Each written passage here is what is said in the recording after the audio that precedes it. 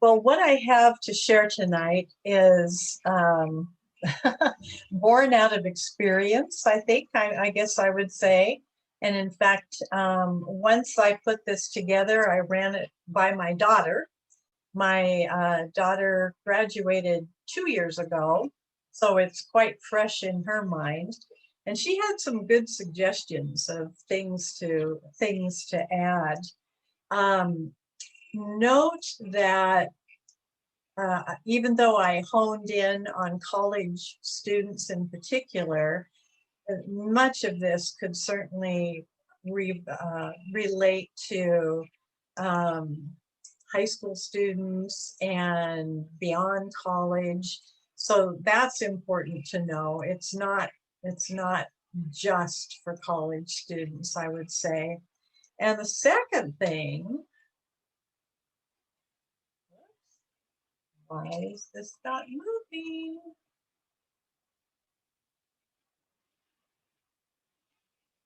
Well, hang on a minute.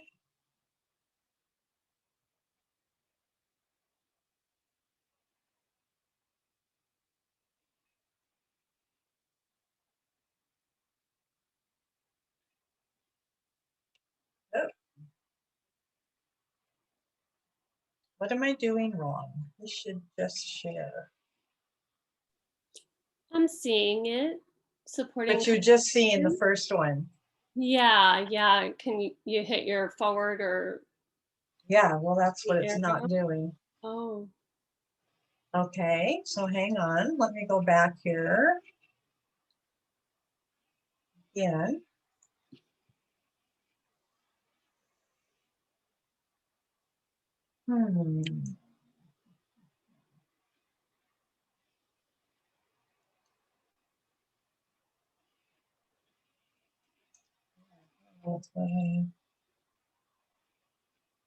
I'll do it this way.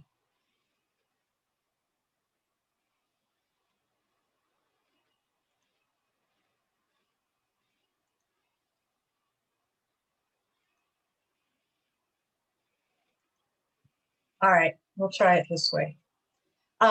Anyway, back to what I was saying. Is it letting you go down? It's not letting me move to the next. There you go. Oh, there we go. Okay, good. Yeah. All right. Sorry.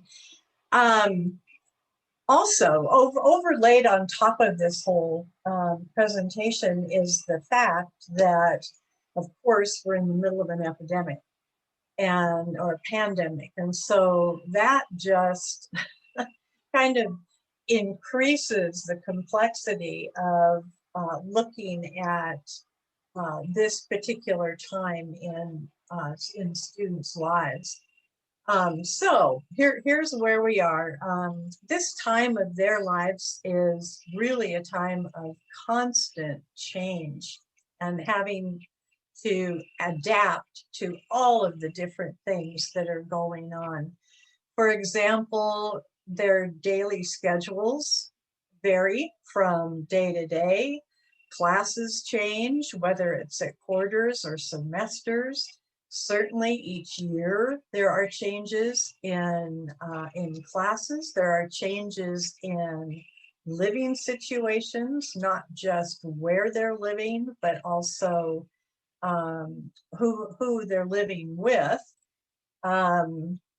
Foods are a big issue here because not only do they have to figure out oftentimes sources, but then they have to make choices. And sometimes the sources are the school cafeteria or the college coffee bar or whatever it might be. And we'll get into that a little bit later, but that has its own issues in terms of nutritious food. So it is a time of constant adaptation. My daughter calls it adulting. That's the current vernacular. Learning how to take responsibility and be responsible for taking care of yourself, by yourself. I mean, thank goodness you can text mom or dad, wherever they may be living, to get advice or to get help if something's going on. But part of the transition that students are going through in this particular time is learning how to take on more and more of that responsibility. In addition to that, it's a whole time of trying to figure out who you are, what you want, where you're going. That would be enough to do any of us in. Surviving finals, that's a whole nother issue with lots of stress for timelines and projects that are supposed to culminate what you've learned. And the whole piece of being able to learn how to survive that stress, and oh, by the way, be sure we're having fun. So what I've done here is I have isolated out several different issues, and on the left side of the screen are just kind of an elaboration of what those issues are, and on the right hand side of the screen are suggested oils and or other things that a student can do to help. So the first big one is germs. Students move into a new environment. They may be in a different state. They may be in a living environment that's completely different than anything that they've experienced before. And with that, of course, come new exposures. Exposures to germs in whatever form they take.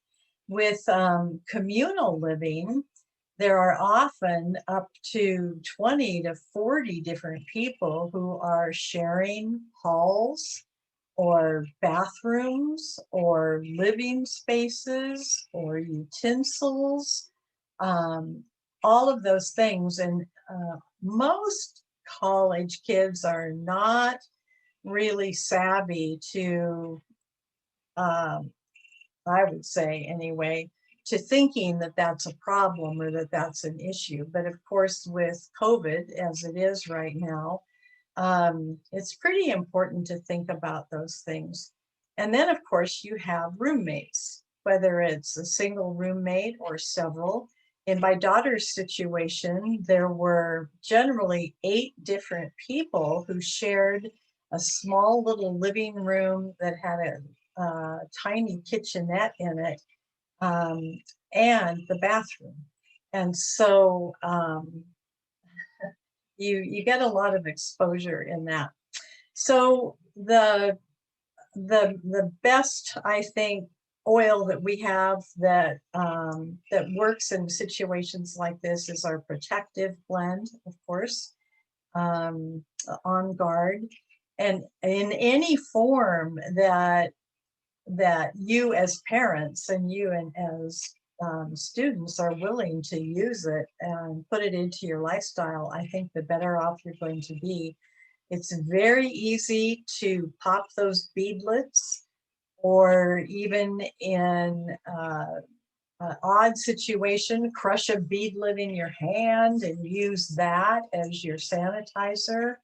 We now have, of course, the sanitizing mist. Diffusing the oil itself, of course, is always an excellent idea. This is going to be very dependent on your living situation. Some colleges are pretty strict about what you're allowed to have that's something you plug in, and what you're not allowed to have. So hopefully a diffuser will be fine. Using the cleaner concentrate, using the laundry detergent, personally, the toothpaste and the mouthwash. And here are a couple of really good ideas just to keep yourself somewhat protected. One is to use flip-flops in the shower and in the bathroom. when I was going to college, I would guess that there were at least 20 to 30 girls who were using the same bathrooms and showers.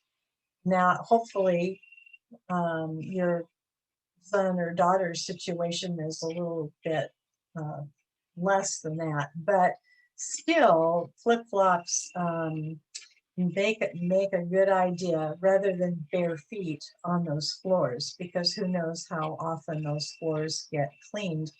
And then my daughter pointed out that having a little bathroom caddy, even if that bathroom was within your own living space with your roommates, again, because of COVID, you can keep your your toothpaste, your cleaners, your face things, your washcloths, all of that sort of thing. You can keep all of that stuff, your shampoo, in a caddy and then move it back and forth to your room. That prevents other people from using your stuff. And again, because of the situation that we're in right now, you just might want to do that. So I thought that was an excellent suggestion. I don't know what is going on here. Next one, food. It ain't like mama's. So the issues are, as students, first of all, you have to manage hunger, right? Figure out where you're going to get fed and how much that's going to cost. You might have meal tickets that allow you a certain amount to have in a particular day or a week. It costs money to go out to eat, and it could cost money if you are providing your own food in, let's say, in addition to whatever your college situation might be providing. In my daughter's case, their last meal was a Saturday brunch, and then they were not fed by the college again until Monday morning. So they were on their own for all of Sunday and for Saturday night to fend for themselves as far as food goes. And of course, what happens is you go for the cheap and the easy. Part of the issue is how to minimalize cravings. You want to promote a healthy metabolism, but if you are eating institutionally, it's often the cheapest foods that are the high carb foods, high grease foods. And so typically there's the freshman 15, as they call it, where college students end up putting on weight, especially in that first year. Finding healthy food is sometimes difficult. And if you have any kind, or your student has any kind of food issues or digestive issues, that also makes it difficult to find the kind of food that they would do best with. Having access to a kitchen. Again, as I mentioned with my daughter, they had a little kitchenette that consisted of a microwave and a pot to heat water, but they didn't have an oven. And so providing food for themselves for those times when the school didn't was one of the big challenges that they that they had. And finding time to eat. Sometimes you're so inundated with projects and so forth that it's hard to squeeze in time, especially if you have to go out to buy food or you want to go out to eat. That's difficult. So some of the products that we have that could be very helpful with this are our metabolic blend. which you can mix with water or you could mix with a smoothie. Our digestive blend, of course, and then PB Assist Junior. And I say this because it's like one of those little pixie sticks, and I don't think anybody's going to disagree with taking something that tastes kind of like candy, which is what that does, and yet you can help with your healthy metabolism by doing that. The next slide will have a few more suggestions too. And don't forget water. Keeping up with your water, you could use the metabolic blend in your water. You can use lemon, and so on and so forth. But especially with the kind of foods that one tends to eat in college, water is a great idea. Let's see. The next slide here, top ramen and Cheetos. Doesn't that sound familiar? Foods like these are the foods you see all the time in a college situation or young adult situation. Why? Because they're cheap, they are easy to prepare, and they're easy to share with other people. Pulling out the bags of Doritos or Cheetos or that kind of thing. Having pizza, leftover pizza. A lot of times college kids are also working at the same time they're going to school, and they tend to be working in things like pizza restaurants and coffee shops and coffee bars, and sometimes donut or pastry type shops, that kind of thing. And so I know that they'll often bring home food to share with everybody else. So what do you have? You basically have zero nutrition, and couple that with very full days and often late nights, you get energy levels that fluctuate from high to none.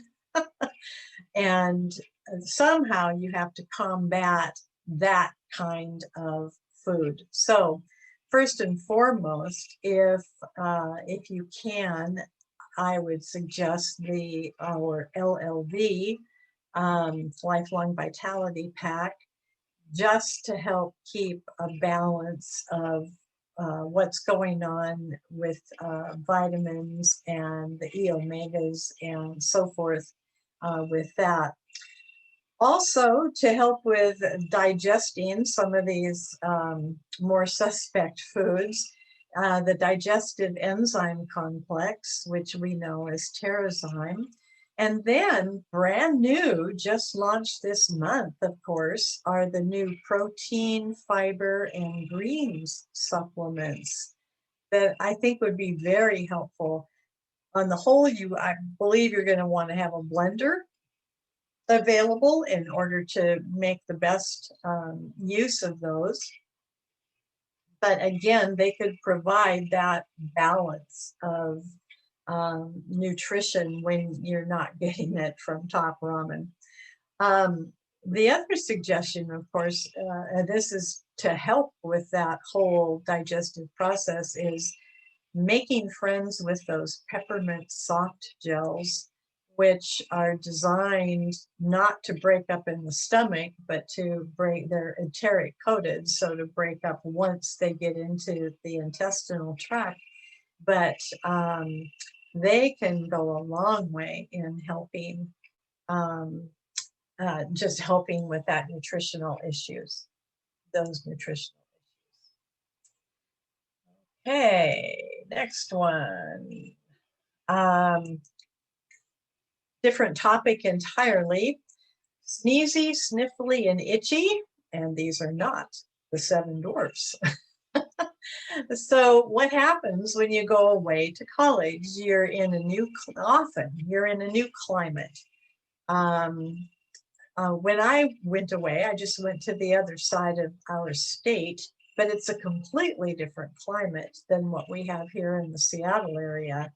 And it took a while to really acclimate to the dryness and the heat and the cold that the other side of the state offered. Your person is exposed to new allergens and pollens that they may not have come into contact with at home. And you end up often with some unexpected reactions. I know my third year at school, this was in Walla Walla, I became very itchy. My skin just was itching and itching and itching, and I ended up going to the infirmary to figure out what was going on. And the doctor who was there just said, "You're responding to dry skin." So, you know, he suggested using a soap called Basis soap, with there's absolutely nothing in it to react to. But that was just my particular issue. But often when you do move cross state or cross country, you do end up with unexpected issues. Springtime, of course, brings the desire to spend time outdoors studying. I'll put that in quotes. And that, of course, increases your exposure to those allergens. And when you're afflicted with those kinds of um,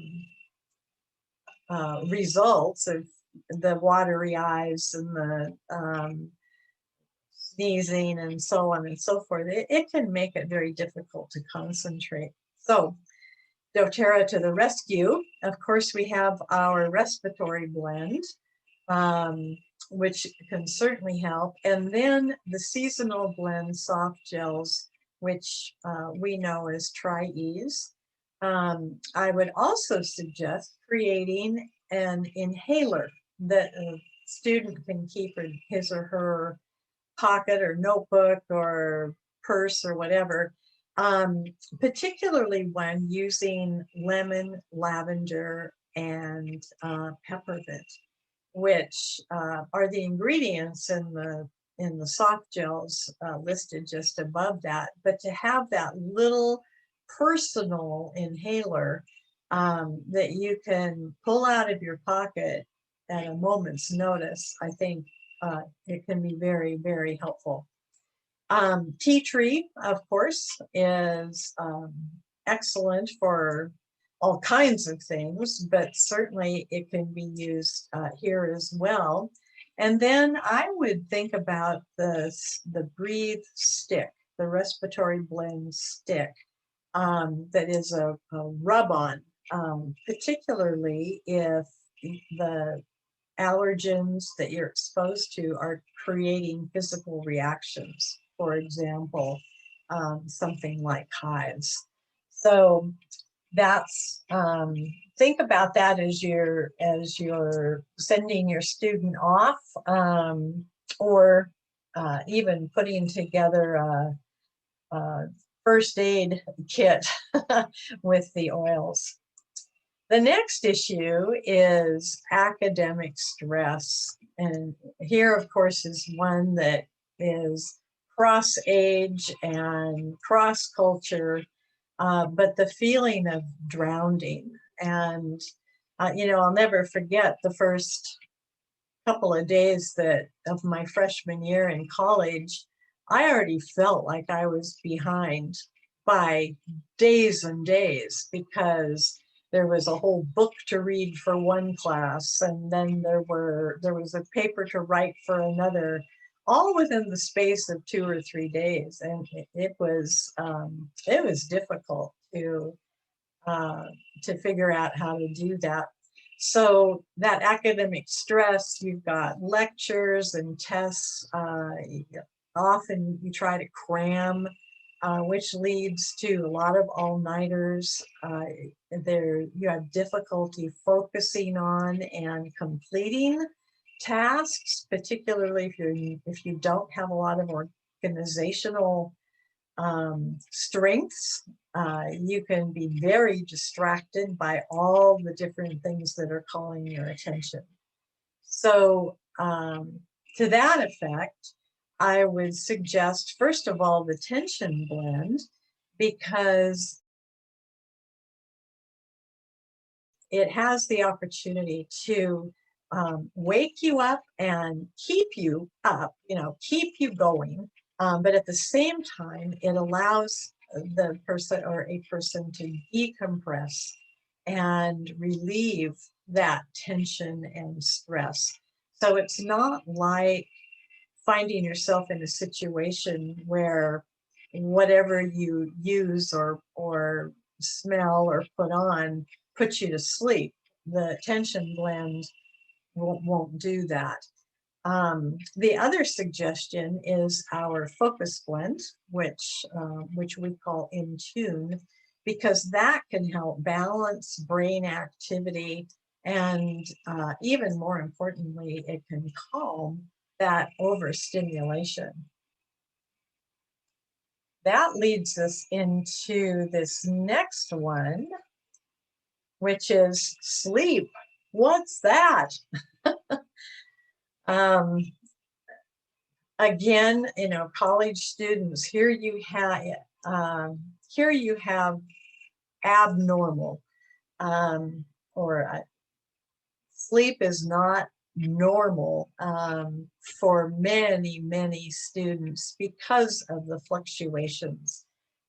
So one night they might get 12 hours of sleep, let's say on the weekend, not wake up till 3 o'clock Sunday afternoon, but they pay for that by only having 3 hours of sleep the next. What causes that? The stress, the distractions of wanting to do all kinds of things socially, I think, at night. Time management or lack of time management. And then often students go through what's called dead week during finals. Actually, it's the week before final exams. So it's often a time where they're fully racing to finish off all these projects that they have due. And at the same time,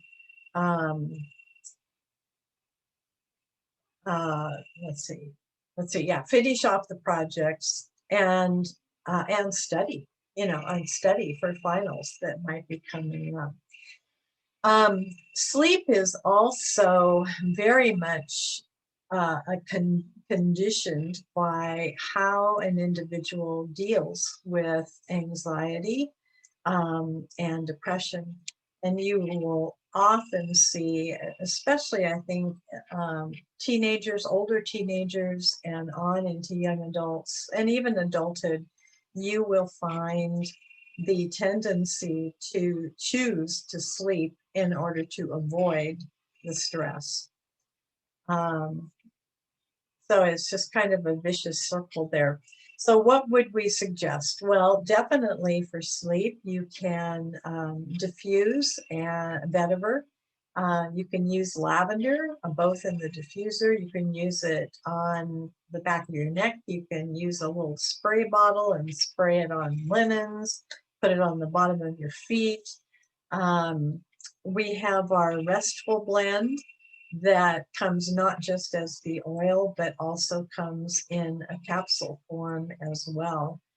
But I think that the whole problem of sleep is one that that tends to be certainly a part of the whole college experience.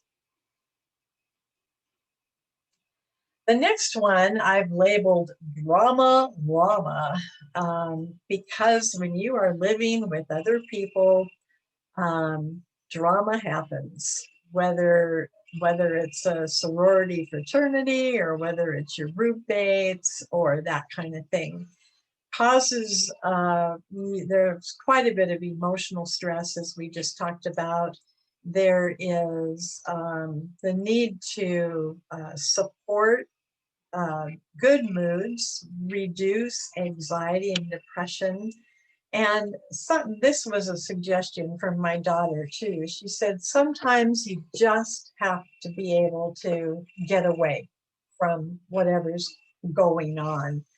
And if you don't have your own bedroom where you can shut the door and just calm yourself and calm down, then she suggested trying to create a little Zen space.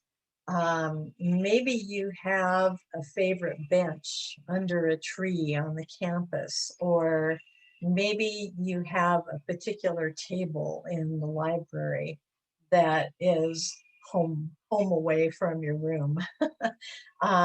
Maybe there's a table in a coffee shop that would be your space. But if you can get away, or if you have the advantage of being able to go back home for a day or two, that really is an excellent way to help. Some suggestions are to take a bath or use oils on a washcloth in the shower or in your bath. Create individualized blends, and here's where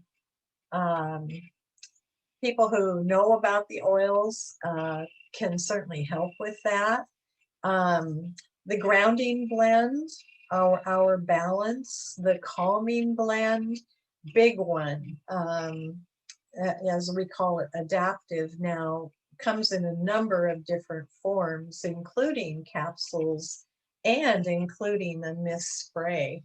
And sometimes if you can just get that in your environment and breathe in, you can just let go of whatever the drama is that's going on around you. The monthly blend for women is a lifesaver, especially if you have a daughter or a girl who is living with other girls. That in itself can be an interesting experience. And if you can get yourself into a kind of a supported routine of taking Clary Calm or that monthly blend or using it on a daily basis, I think you would find that it would be helpful. The citrus oils will be elevating for moods, and the citrus blends in particular. The whole set of emotional aromatherapy oils, what a great gift that would be to give a college student, just to be able to pull out and use, particularly if you could do the roll-ons, I think. And then by intuitive oils, what I mean there is for the individual, him or herself, to be able to say, what do I need? And what have I got? And then to intuitively choose what they feel that they need.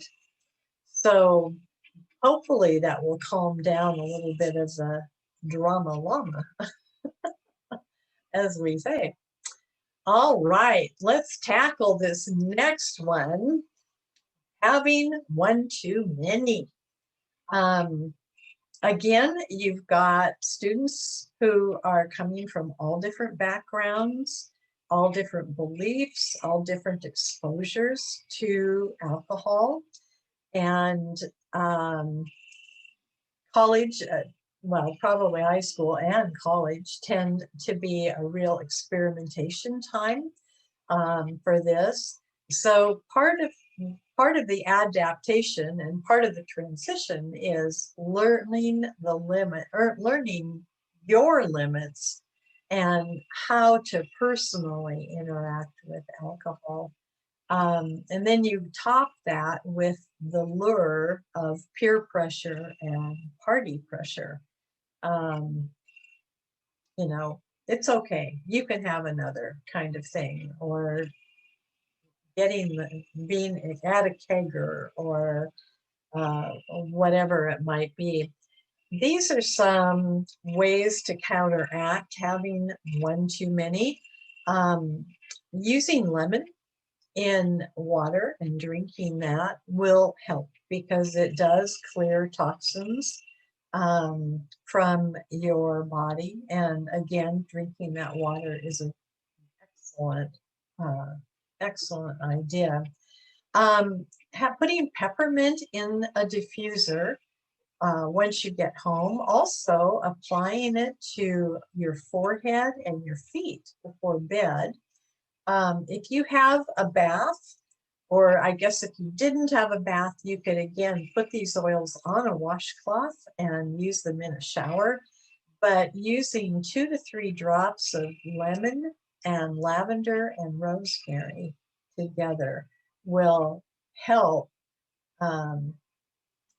help the hangover type issues that the student might be experiencing.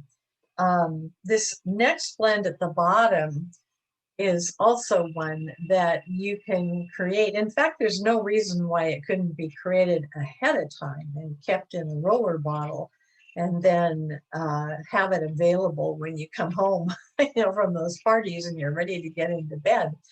You blend 1 to 2 drops each of grapefruit, lavender, lemon, rosemary, and sandalwood with a tablespoon of FCO, and massage that on the back of your neck and on your back. And I think that you will end up waking up feeling a lot better than you did perhaps when you went to bed. All right, 2 more here. This is the physical environment that students are living in. Most college students, I would say, are not excellent housekeepers.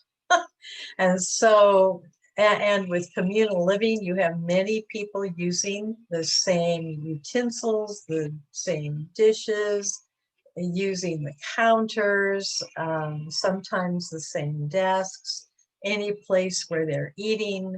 So there's bound to be a buildup of dirt in particular.